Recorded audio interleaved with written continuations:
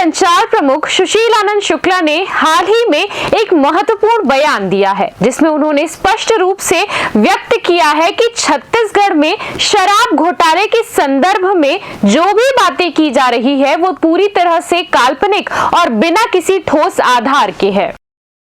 उन्होंने भारतीय जनता पार्टी और प्रवर्तन निदेशालय के बीच एक साजिश की ओर इशारा किया, ये बताते हुए कि ईडी ने एक पूर्व निर्धारित पटकथा तैयार की है, जिसमें दावा किया गया है कि 2000 करोड़ रुपए का शराब घोटाला हुआ है। इसके बाद उन्होंने ये भी उल्लेख किया कि अब ईडी के द्वारा ये आरोप लगाया जा रहा है कि घोटाले की राशि बढ़ाकर 3500 करोड़ रुपए हो गई है। उन्होंने इस पर प्रश्न उठाते हुए कहा है कि पिछले 5 वर्षों से छत्तीसगढ़ के आबकारी विभाग में जो भी धनराशि आई है उसके मुकाबले ये पूरी धारणा किसी भी तरह से अनर्थक प्रतीत होती है। उनका कहना था कि ये एक सच्चाई की तरह बेहद असंगत है कि बिना किसी ठोस साक्ष्य के ऐसा गंभीर आरोप लगाया जा रहा है। शुक्ला ने कहा कि ये स्थिति ऐसी है जैसे कौवा आया और कान ले गया। यहाँ कोई वास्तविकता नहीं है और इस खेल का मुख्य उद्देश्य केवल कांग्रेस पार्टी की छवि को नकारात्मक रूप से प्रभावित करना है।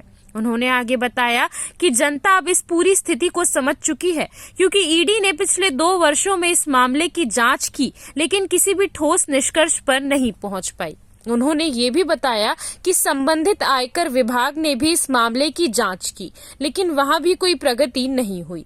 अब प्रवर्तन निदेशालय राज्य और केंद्र सरकार के इशारे पर नई कहानी बनाने की कोशिश कर रहा है, लेकिन उन्हें विश्वास है कि इससे कुछ नहीं होने वाला। अंत में उन्होंने ये स्पष्ट किया कि यदि इन मामलों का चालान अदालत में जाएगा तो वहां इसकी जीत की संभावना नगण्य है।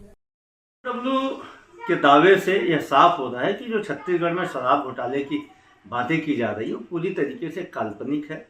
भारतीय जनता पार्टी और ईडी का मिला जुला षड्यंत्र है। ईडी ने एक पटकथा लिखा जिसमें उन्होंने बताया कि 2000 करोड़ का शराब घोटाला हुआ है। अब ईओडब्ल्यू बोलती है कि 3500 करोड़ का शराब घोटाला हुआ है। अरे भैया, 5 साल में छत्तीसगढ़ के आबकारी विभाग में कुछ पैसा आया कि पूरा घोटाला ही हो गया? मतलब कौआ कान ले गया, कहाँ ले गया, कैसे ले गया, कोई मतलब नहीं। सिर्फ और सिर्फ कांग्रेस की छवि खराब करने की कोशिश की जा रही है।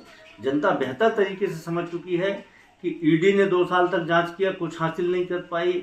आईटी भी इस मामले में जांच की है, कुछ हासिल नहीं कर पाई। अब ईओडब्ल्यू राज्य सरकार के और केंद्र सरकार के इशारे पे नई कहानियाँ गढ़ रही है, लेकिन इससे कुछ होने वाला नहीं है। इनका जो चालान है जब कोर्ट में जाएगा तो कहीं टिकने वाला नहीं है। CCN शार्क न्यूज के लिए ब्यूरो रिपोर्ट।